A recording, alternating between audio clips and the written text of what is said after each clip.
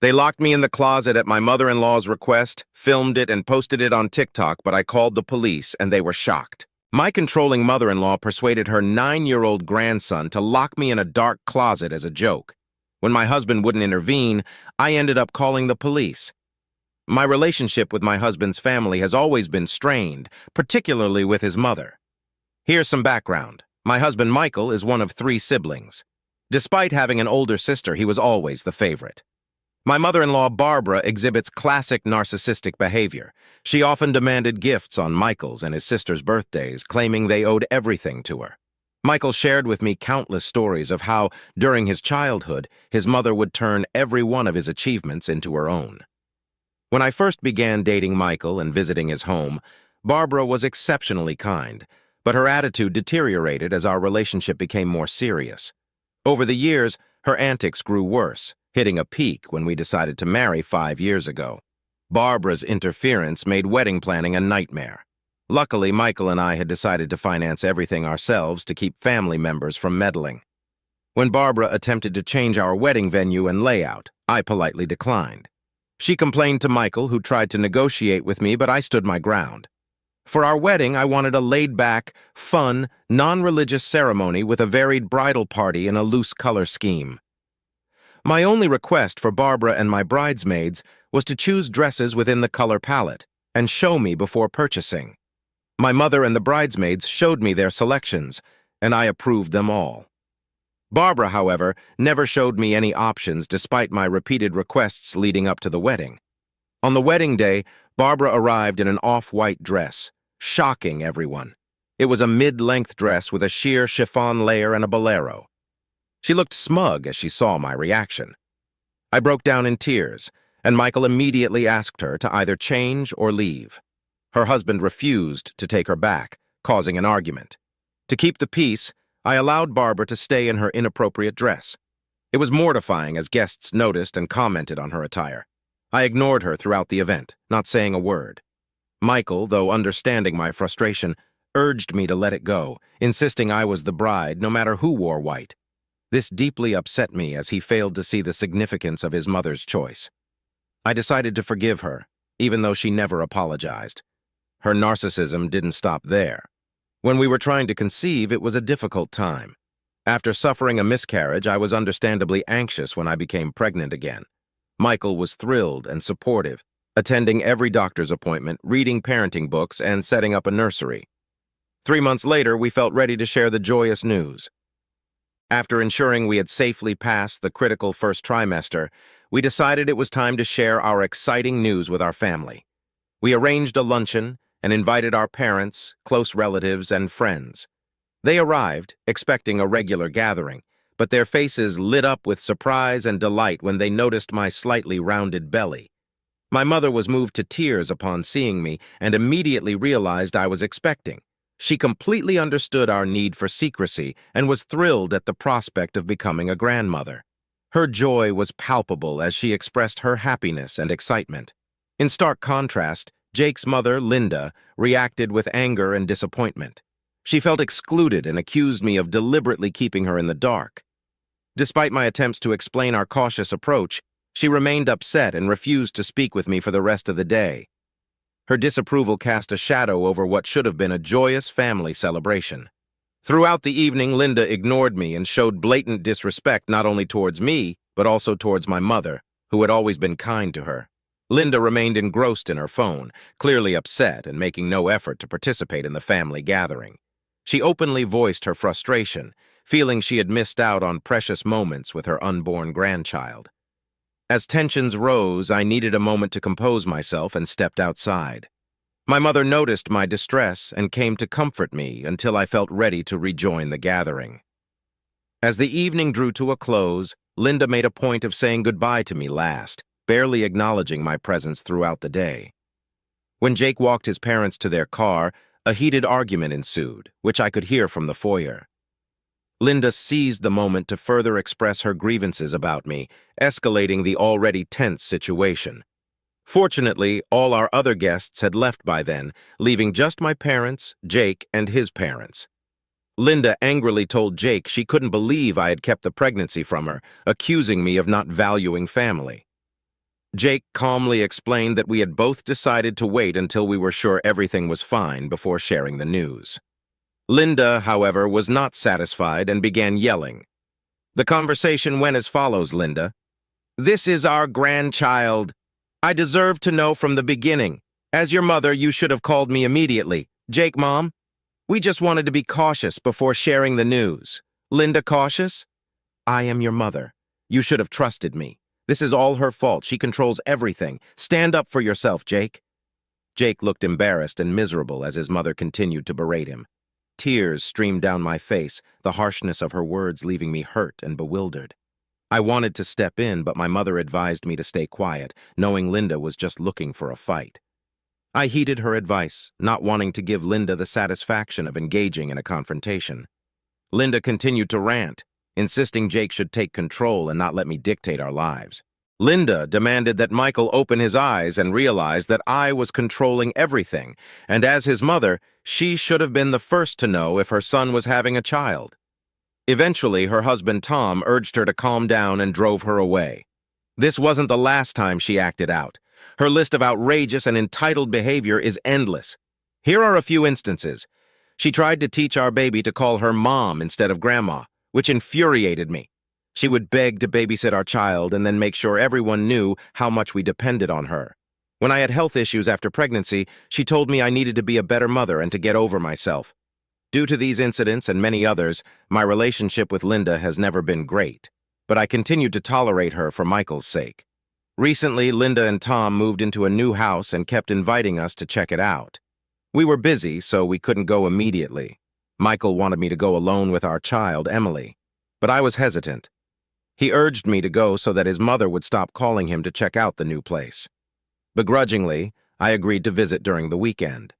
Emily had a friend's birthday party that weekend, so I dropped her off and asked my mother to pick her up since Emily loves spending time with her grandparents. It was a sunny Friday afternoon when I went to see my in-laws' new place. The property was expansive, and it seemed like Tom had spent a lot on it for his retirement. The house was enormous with a blend of modern and classic styles. The yard was lovely with plenty of greenery and fragrant flowers. When I arrived and rang the doorbell, Linda answered. Initially, she looked excited, but her expression changed when she saw it was just me. She asked where Michael and Emily were. I explained that Michael had an appointment and Emily had a friend's birthday party. This upset her, and she started complaining about how selfish we were for not finding time to visit her. I awkwardly changed the topic by expressing my interest in seeing the new house. She smiled sadly, but invited me inside. The interior was just as impressive, with high ceilings and tasteful decor. My sister-in-law, Karen, and her 9-year-old son, Jack, were also there. I greeted them warmly, but Karen, much like her mother, never seemed to like me. Whether it was a personal issue or just to please her mom, she rarely engaged with me. Linda informed me that Tom was out with friends, so she had invited Karen and Jack over for some quality time. I nodded politely and tried to strike up a conversation with Jack about school. While discussing school, Linda abruptly changed the topic to her recent clothing purchases, mentioning she wanted my advice on her new wardrobe. This surprised me, as she had never sought my opinion before. Hiding my surprise, I responded politely, offering to help. Despite our history, I decided to see this as a positive opportunity to bond over something simple like fashion. Linda seemed pleased and led me to what she proudly called her pride and joy, a newly built walk-in closet. As we approached the impressive display of clothes, shoes, and accessories, I couldn't help but admire the lavish collection she had amassed. While I was appreciating the outfits, Linda eagerly began showing me different pieces, asking for my opinion on colors, styles, and accessories. It was a bit surreal given our rocky history, but I tried my best to be helpful and provide thoughtful suggestions. Linda then encouraged me to look through her closet and said she would be right back. I nodded and was checking out her new clothes when I heard the pattering of feet running behind me. Before I could even look back, with mischievous laughter, Karen's son Jake gave me a push, causing me to stumble into the closet and swiftly locked the door behind me. I fell face first into the closet, my head and teeth hurting from the impact. At first, I couldn't comprehend what had just happened. The initial shock gave way to a sense of confinement and panic as I realized that Jake had turned off the light switch, which was outside the closet door, and had locked me in. I was enveloped in darkness and felt claustrophobic. Shocked and terrified, I began banging on the closet door, desperately calling out to Linda and Karen for help. However, my pleas seemed to fall on deaf ears, or perhaps they were conveniently ignoring my distress. I fumbled for my phone, hastily switching on its flashlight. Anxiety crept in as I noticed my dwindling battery, making me worry that my phone might die before I could escape the confined closet. You see, I've had an irrational fear of darkness ever since I was a child. I had locked myself by mistake in my grandmother's closet while playing hide-and-seek, and my grandmother, who was hard of hearing due to her age, had taken an agonizing hour to finally find me stuck in the closet, crying and screaming. The sheer terror of that moment lingered, leaving me with an irrational fear that surfaced whenever I found myself enveloped in darkness. I continuously attempted to reach out to Linda and Karen for assistance. Unfortunately, my calls went unanswered, and a growing sense of isolation enveloped me. I was confused as to why they wouldn't pick up my calls, even though I could hear them laughing loudly downstairs. In a last-ditch effort, I decided to dial Michael's number in desperation. After a few rings, he casually answered. With desperation in my voice, I explained the dire situation. "Michael, thank goodness you picked up. Something terrible has happened, and I need your help," I said. Michael, seemingly unfazed, inquired about what was going on. I proceeded to recount the incident. "Your nephew just pushed me and locked me inside the closet at your mom's place. He has switched off the lights. I have been banging on the door, but no one has come to rescue me. You know how terrified I am of dark spaces." Michael, less sympathetic, retorted, "Are you seriously calling me in the middle of my work for this? This isn't even an emergency. Just call my mother, who is inside the house, instead of calling me." Frustrated, I replied that I did call his mother and his sister several times, but they were not picking up. I explained how I didn't have a lot of charge on my phone to begin with, and switching on my phone's flashlight was also draining my battery more. I begged him to come over and help me, as he knew how scared I was of the darkness. I had talked to him at length about this. Michael, unmoved by what I had just told him, stated, "Locked in a closet? Seriously? No, I can't come over as I'm busy right now, so find someone else to help you." To my dismay, he nonchalantly dismissed my continued plea for help and cut the call short. I was stunned by his reaction. The growing panic within me pushed me to...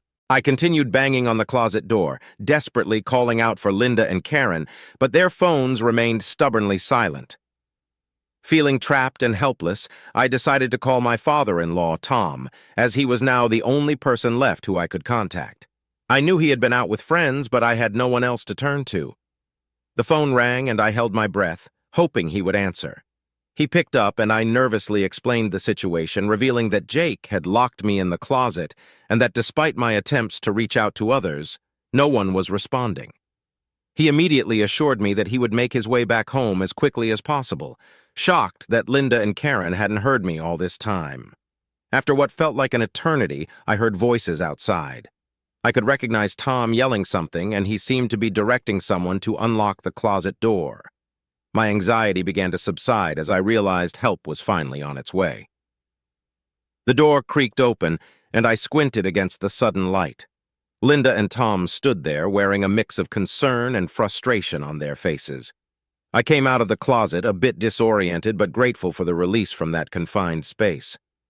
Tom asked Linda why I was locked in her closet, and she feigned innocence. I recounted the incident to everyone, detailing how Jake had pushed me into the closet and locked it. However, both Linda and Karen scoffed at my words, dismissing them entirely. They insisted that Jake would never do something like that. Frustrated and angry, I questioned why they hadn't come to check on me or respond to my banging on the door. Their excuse was that they were in the backyard where Linda was showing Karen and Jake her new rose garden. Jake was peeking from the door, so I directed my anger at him and started to question him about why he would lock me inside. But Karen interrupted me, claiming that her son would never do such a thing and that I must have closed the door myself and the key must have fallen out. Their blatant lies left me beside myself with frustration and disbelief, as it still didn't explain how the lights got turned off. Tom tried to calm me down, but I knew that regardless of what I said, Linda and Karen would continue to defend each other. Defeated and hurt, I returned home. I called my mother on my way, apologizing that I couldn't come to pick Emily up for the night and that she might have to stay over at their place. I was trembling with shock, and my mother knew something was wrong, but I did not have the energy to tell her at the moment what had just happened. I reached home and waited for my husband to return so I could confront him about what his family had done to me. However, to my disbelief, when I recounted the incident to him during dinner, he berated me for overreacting and accused me of being childish. He insisted that this was a ridiculous accusation to make about his family. He refused to believe that his nephew could have locked me inside the closet and that his mother and sister had knowingly refused to help me. He continued to justify his actions, saying that he wasn't at my beck and call, so I needed to be more understanding. With everyone gaslighting me, I started to doubt myself. In an attempt to avoid further conflict, I chose not to argue with him any further. I retreated to bed, enveloped by profound loneliness, struggling to understand what had happened. The weight of the incident pressed heavily on my chest, and the feeling of being dismissed and misunderstood by my husband lingered. I knew that what had happened to me wasn't merely a prank. It was intentional, calculated, and deeply humiliating. Everyone pretty much knew that I was afraid of the dark. The following day, while I was at home grappling with the emotional aftermath of the previous day's ordeal, I received a TikTok link from my cousin. She asked if the video featured me. Opening the link, I was horrified to see that my nephew Jake had recorded the entire incident and shamelessly posted it for his followers on TikTok. He was clearly telling his followers how he wanted to prank me and that locking me inside the dark closet was the perfect plan. He hid the camera in a corner and then ran to push me inside. My blood boiled in anger, seeing his laughter. Infuriated, I shared the video in our family chat, demanding that everyone now owed me an apology since I had proof. I also wrote to Karen, insisting that she get Jake to delete the video immediately. Instead of acknowledging the severity of the situation, Linda brushed it off and said that it was really funny to watch. She claimed she hadn't seen anything more hilarious and excused it by saying, "Boys will be boys." Karen joined in, insisting that I shouldn't be bothered by the video and should just let it go, arguing that Jake had played a harmless prank on me. I warned them that if Jake didn't remove the video, I would take legal action. Linda replied, saying I was overreacting and needed to chill out and learn to be a part of the family. Fed up with their lack of empathy, I decided to take matters into my own hands and teach them all a lesson. I called the cops immediately and provided them with the evidence of the incident. Recognizing the gravity of the situation, they agreed to visit Karen to question her about why her 9-year-old child had a TikTok account and was posting such prank videos. Later, Karen called me angrily, asking if I seriously had the audacity to file a complaint against her. I told her that I had, and that I was willing to take this to court. She started yelling at me some more, but I quickly told her that I was recording the conversation and would be happy to give it to my lawyer. She quickly shut up after that. Am I wrong for teaching my husband's family a lesson for locking me inside the closet for over an hour? Update 1. In just a few hours, I have received thousands of comments, and I am glad to see that a majority of you understand why I decided to involve the police. I have been receiving multiple calls from my in-laws who are asking me to withdraw my statement to the police. No official case has been filed yet, as my nephew is still a child, so the police are investigating to assess and determine the appropriate course of action. My husband, who had no idea about this, erupted when he came back from work. He had tried calling me during the day, but I'd been busy with the police. When he was back, I knew we were going to have this conversation. Michael is convinced that what I have done has totally destroyed the family and is saying that I shouldn't be so childish as to overreact over such harmless things. He continues to believe that Jake is just a child and shouldn't be punished for this. I have talked with my parents and my sister about this. My family knows about my phobia of dark spaces, and they are shocked that no one came to rescue me, and more importantly, that my husband isn't advocating for me. My dad had a strong word with Michael, telling him that if I had called him for help while stuck in the dark closet, then it should have been his responsibility to either come to help me or immediately call his parents to get me out. The fact that he didn't do either of these things doesn't sit right with me or my family. Everyone's comments made me realize that my husband and his family's dismissive attitude has been going on for a long time, and I have been blind to it. I will continue to update you when there are any further developments.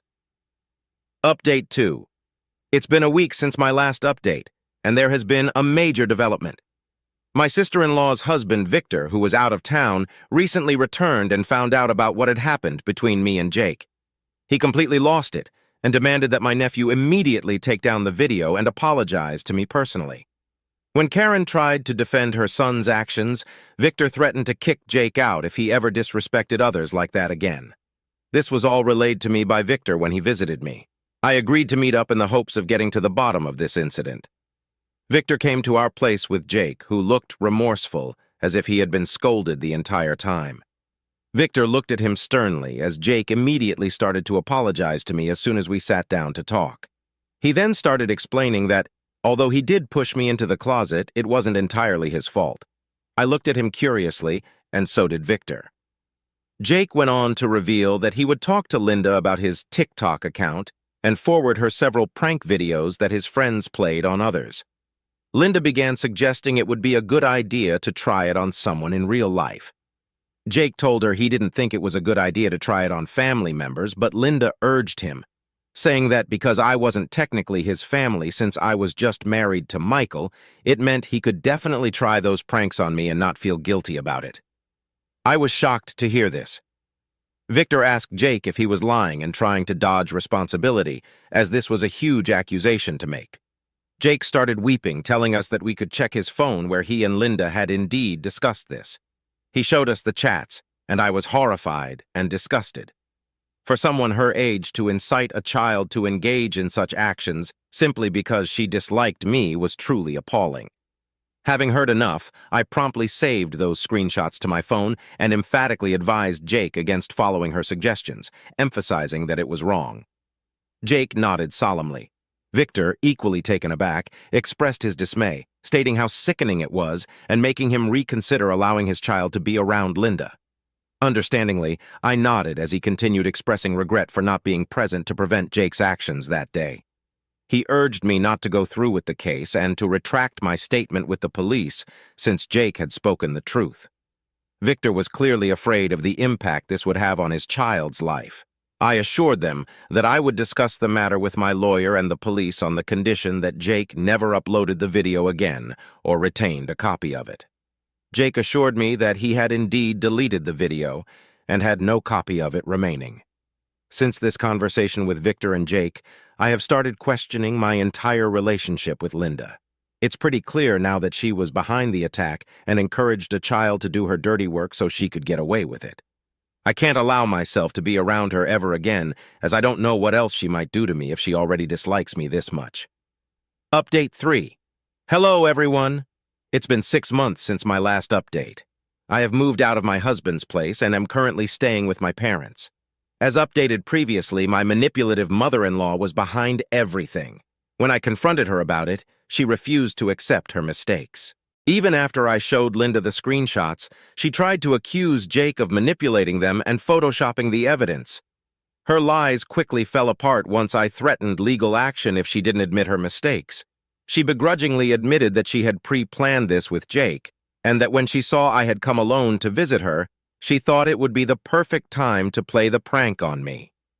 She continued to say how Karen was in on it too, and that they had enjoyed hearing my screams for help. She begged me not to pursue this further, promising never to do it again. Fortunately for me, I had recorded our entire conversation. I simply ended the call with Linda and forwarded the voice recording to our group chat so that everyone could hear her admission. I sent a text to Karen saying that I had never expected her to stoop so low and that I hoped her son would turn out to be a better human being than she was. As for my husband, our relationship deteriorated every day. Even with the screenshots and voice recording of his own mother admitting her mistake, he never once apologized to me for what his family had put me through. Seeing my family rallying behind me made me realize that I was not overreacting and that what happened to me was a big deal. Although I decided not to take any legal action, I couldn't forgive or forget what the family had done to me. There was no going back after this, and with my husband continuing to support them, there was nothing left for me to fight for. I tried to save my marriage, But when your own partner supports his mother's malicious actions, regardless of your feelings, you start to realize that you deserve better. I moved out so that we could eventually start our divorce proceedings. He wasn't even remotely surprised and didn't fight me when I announced I wanted a divorce. I won't lie, this has been extremely hard. I genuinely loved my husband and thought I would grow old with him. But these last few months have been eye-opening, and I deserve to put myself first.